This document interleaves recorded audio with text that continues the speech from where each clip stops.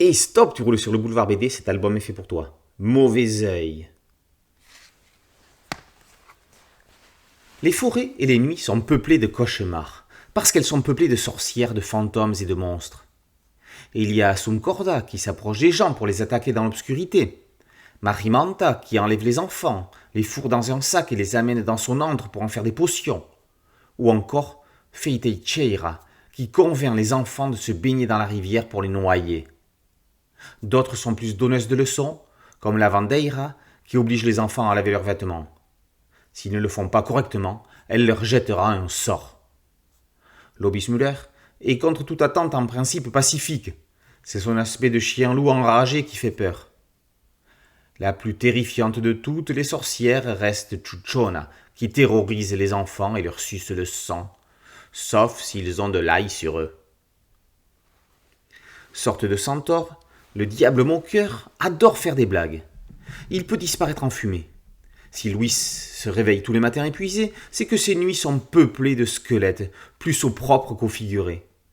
Tous les jours, le nuage tonitruant sème les pires intempéries, mais gare à lui, les oiseaux pourraient lui donner une belle leçon. Si vous n'avez pas peur, vous pourrez toujours aller en forêt cueillir des biosbardos. Encore faut-il connaître le sortilège qui les attire. Quand le danger n'est pas sur la terre ferme, il peut être en mer. Les sirènes n'ont pas la côte face à la Maruchaina, qui pourrait en faire voir de toutes les couleurs aux marins, à moins que ceux-ci ne débarquent sur l'île secrète des sorcières du Minho.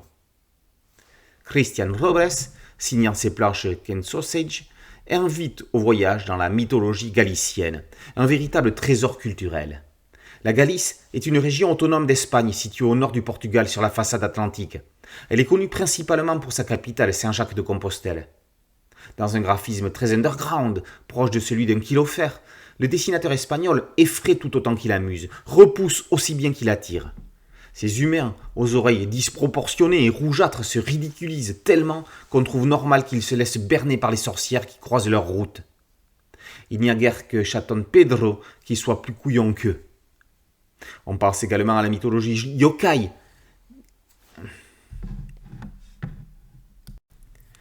Il n'y a guère que Chaton Pedro qui soit plus couillon qu'eux. On pense également à la mythologie yokai quand on lit ces micro-histoires galiciennes. Les monstres représentés en sont de lointains cousins, tout comme les panthéons grecs et romains sont assimilables.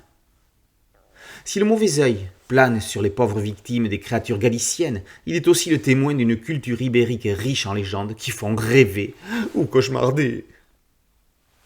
Mauvais œil, par Christian Robles, et paru aux éditions Bang. Boulevard BD, c'est un podcast audio, une chaîne YouTube et un site dédié. Merci de liker, de partager et de vous abonner. A très bientôt sur Boulevard BD. Ciao.